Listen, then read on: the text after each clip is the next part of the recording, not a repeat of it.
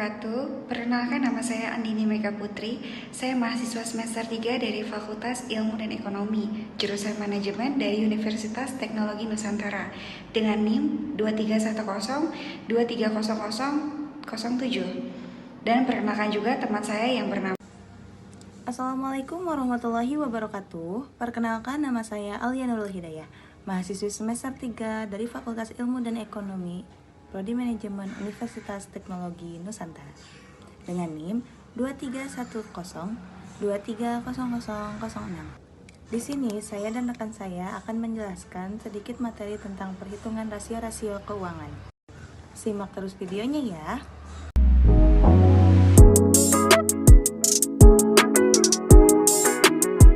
Apa itu rasio keuangan? Rasio keuangan adalah alat ukur yang digunakan untuk menganalisis kinerja keuangan suatu perusahaan. Rasio ini dihitung berdasarkan data yang terdapat dalam laporan keuangan seperti neraca, laporan laba rugi, dan laporan arus kas.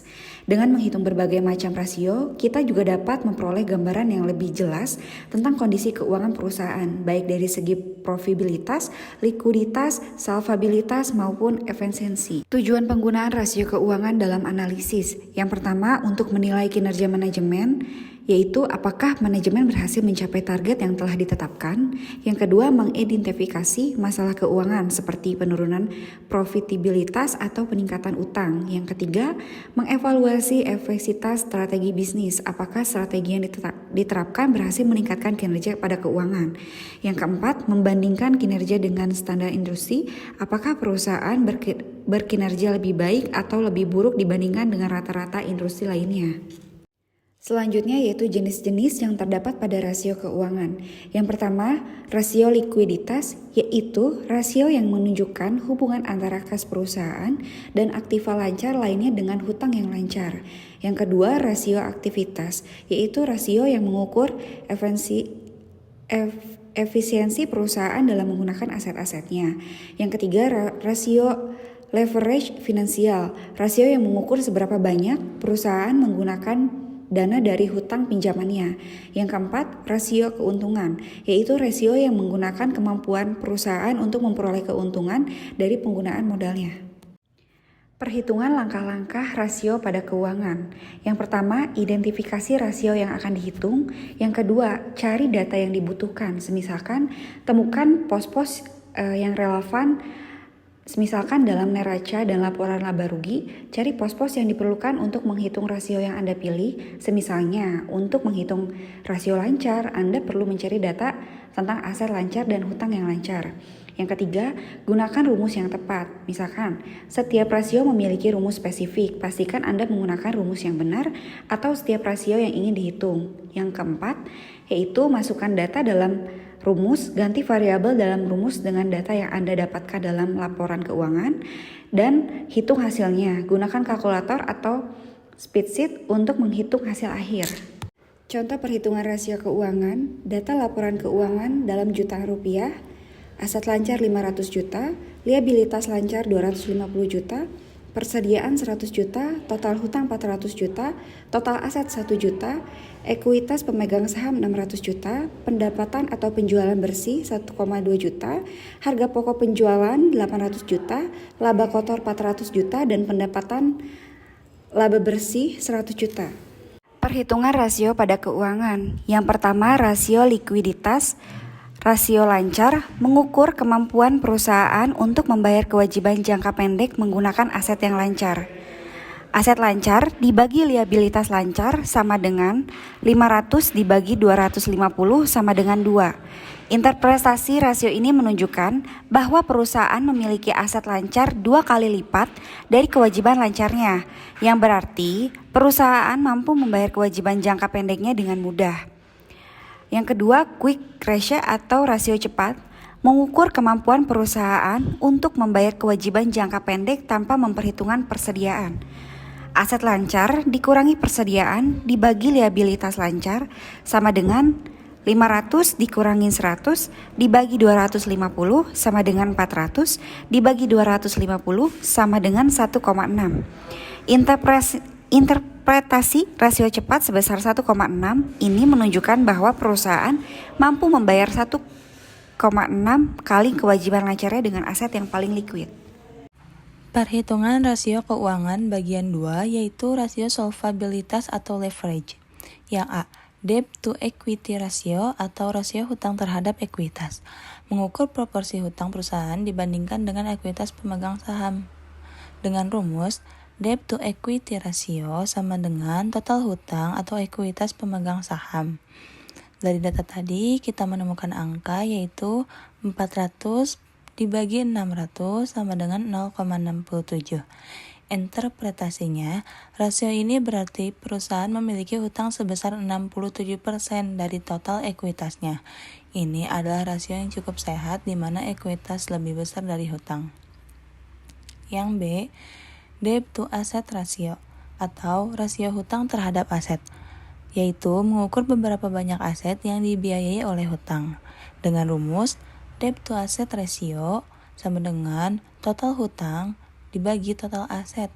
Dari data tersebut kita mendapatkan total hutangnya sama dengan 400 dibagi total asetnya sama dengan 1000 dan dihasilkan yaitu 0,4.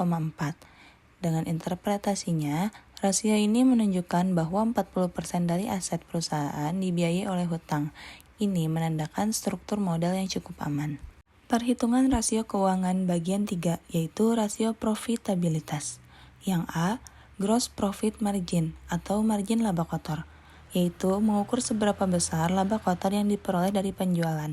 Dengan rumus, gross profit margin sama dengan laba kotor dibagi pendapatan dikali 100%. Dari data yang ada, kita mendapatkan angka yaitu laba kotornya yang 400 dibagi pendapatannya yaitu 1.200 dikali 100% sama dengan 33,33%. Interpretasinya, perusahaan memperoleh laba kotor sebesar 33,33% dari total penjualannya, yang menunjukkan kemampuan yang baik dalam menghasilkan keuntungan dari penjualan. Yang B, net profit margin atau margin laba bersih, yaitu mengukur seberapa besar laba bersih yang diperoleh dari penjualan setelah dikurangi semua biaya. Dengan rumus, net profit margin sama dengan laba bersih dibagi pendapatan dikali 100%.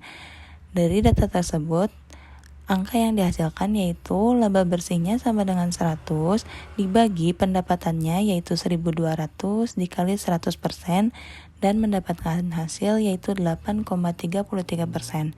Interpretasinya, perusahaan memperoleh laba bersih sebesar 8,33% dari penjualan, yang cukup baik tetapi masih bisa ditingkatkan. Perhitungan rasio keuangan bagian 3C, return of asset atau ROA.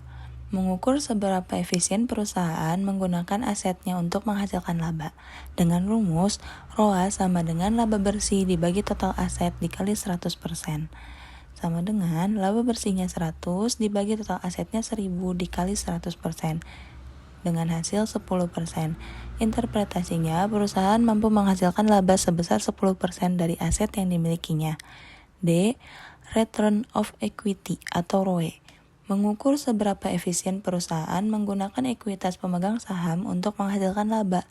Rumus ROE yaitu laba bersih dibagi ekuitas pemegang saham dikali 100%. Laba bersihnya 100 dibagi ekuitas pemegang sahamnya sebesar 600 dikali 100%, menghasilkan 16,67%.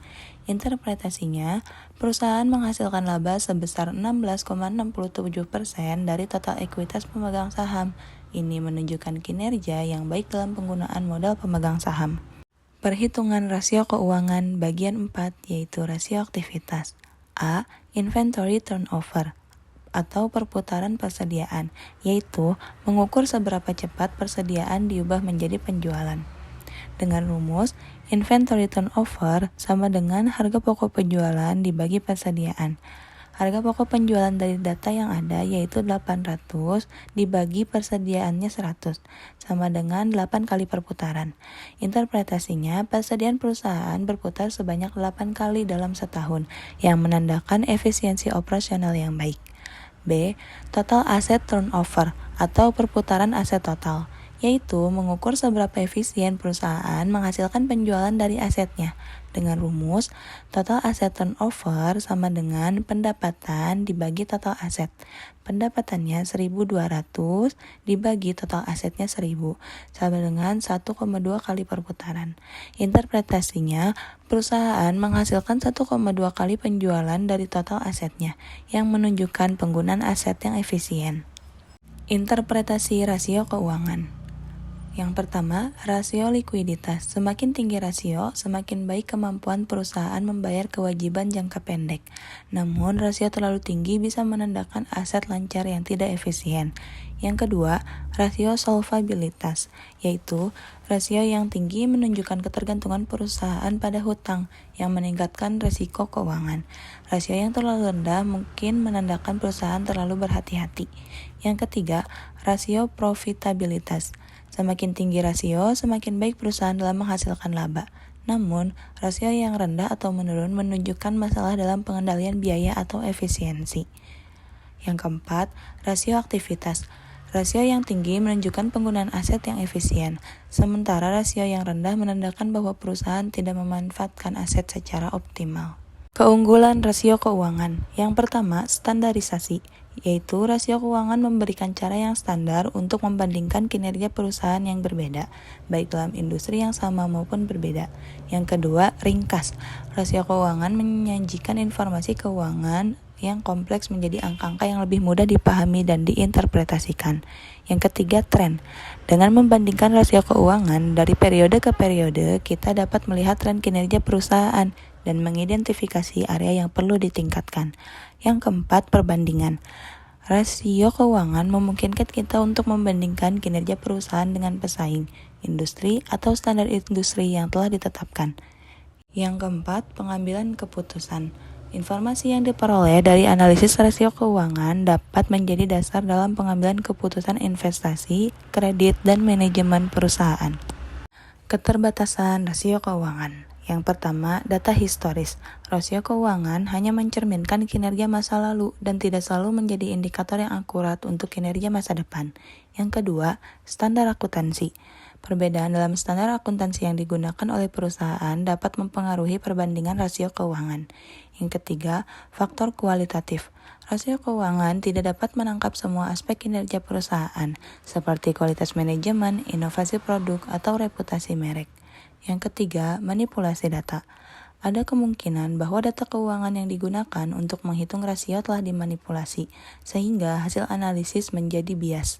Yang keempat, penggunaan terbatas. Rasio keuangan hanya merupakan salah satu alat analisis dan tidak boleh digunakan secara isolasi. Hasil analisis rasio keuangan harus diinterpretasikan dengan mempertimbangkan faktor-faktor lain yang relevan.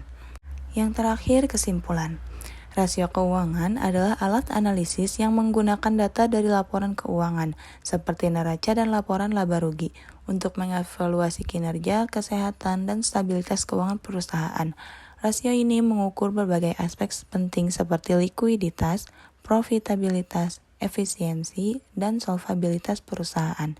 Tujuan utama penggunaannya adalah untuk memberikan pemahaman yang lebih jelas tentang kondisi keuangan perusahaan, membantu dalam pengambilan keputusan terkait investasi, pembiayaan, dan operasional, serta memungkinkan perbandingan kinerja antar perusahaan atau terhadap standar industri.